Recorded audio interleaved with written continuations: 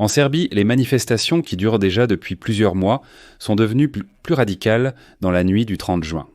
Il est seul rapporté que les participants aux manifestations en Serbie, qui exigent la démission du gouvernement et des élections parlementaires anticipées, ont commencé à bloquer les rues, à Belgrade et dans d'autres villes serbes, ainsi qu'à ériger des barricades. En réponse, les autorités ont commencé des arrestations massives et des répressions et le président du pays, Aleksandar Vučić, a déclaré qu'il ne céderait à aucune des revendications des manifestants. Je m'appelle Alexei Pecci. Aujourd'hui, nous sommes le 30 juin. Dans cette édition, nous allons discuter avec vous de ce qui se passe en Serbie et dans quelle mesure les protestations s'y radicalisent réellement. Mais avant de commencer cette édition, je vous demande de vous abonner à cette chaîne, de mettre un like, d'écrire n'importe quel commentaire sous cette vidéo et surtout de vous abonner à ma chaîne Telegram. Le lien s'y trouve dans la description de cette vidéo. Là-bas, nous publions des actualités en temps réel dès qu'elles arrivent et j'y publie aussi mes analyses.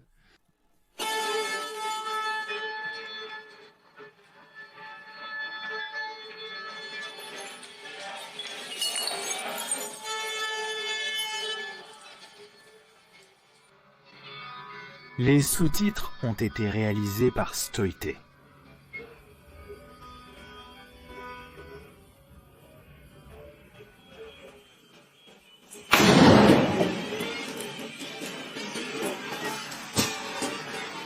Ainsi, les participants aux manifestations en Serbie ont commencé à bloquer les rues et à ériger des barricades.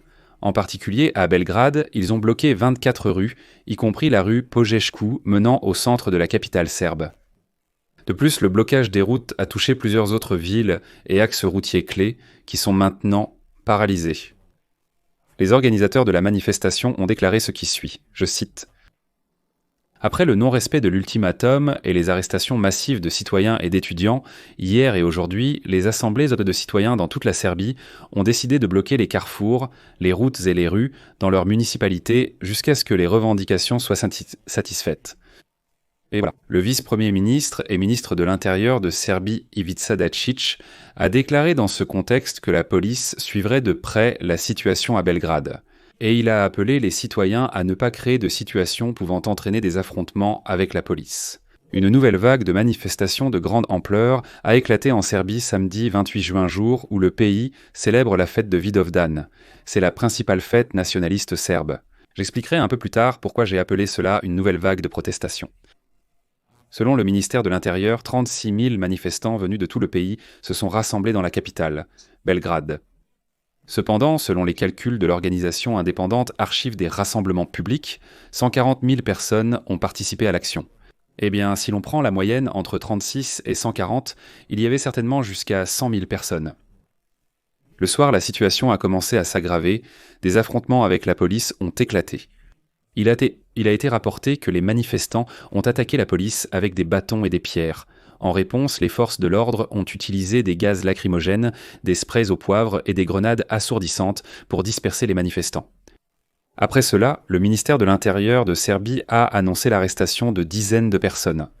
Et voici que l'un des principaux mouvements de protestation du pays, appelé « Étudiants en blocage », a accusé la police de violence et d'entrave à l'assistance médicale aux blessés.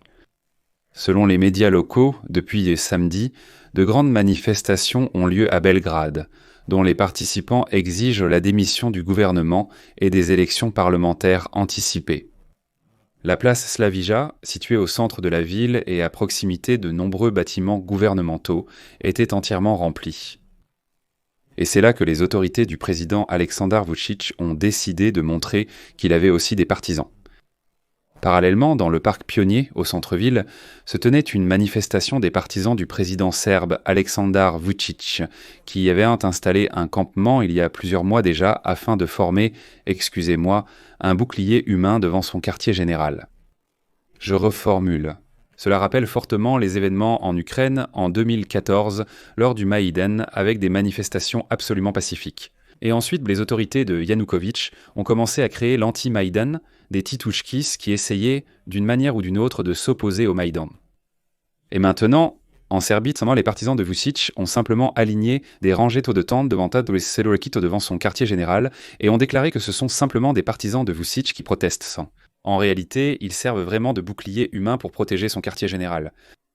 Et c'est là qu'un épisode très intéressant est apparu.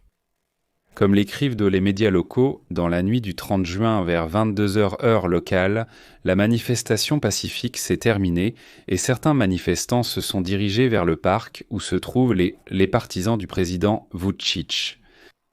Et voilà que les médias pro-gouvernementaux écrivent qu'à la tombée de la nuit, des radicaux sont apparus, dissimulant leur visage, allumant des fumigènes et attaquant la police, y compris avec des bâtons et des pierres.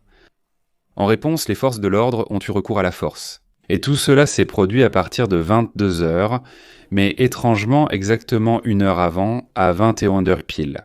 Le président de la Serbie, Vučić, a fait une déclaration dans laquelle il a dit que bientôt, c'est-à-dire dans une heure, il s'attendait à des violences de la part des manifestants qui sont contre lui. Et certains ont déjà vu dans cette déclaration de Vučić une provocation, voire une sorte d'appel de Vučić à un groupe encore indéterminé de radicaux pour qu'ils se livrent à ces provocations afin de discréditer la protestation.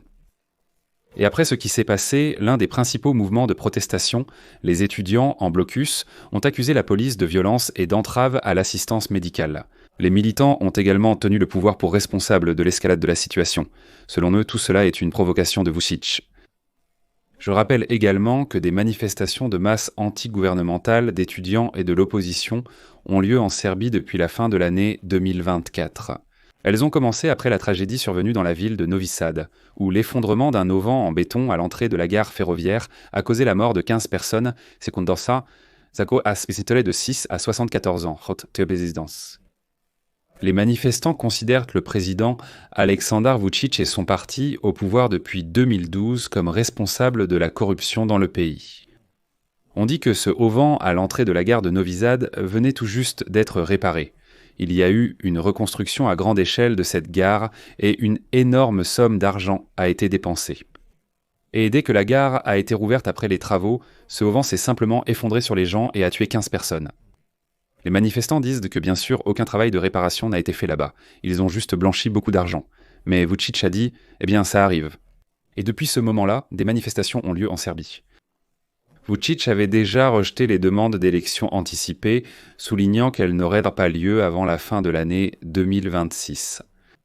Et je précise ici que le deuxième et, selon la loi, le dernier mandat présidentiel de Vučić lui-même prend fin en 2027. Je vais m'arrêter là.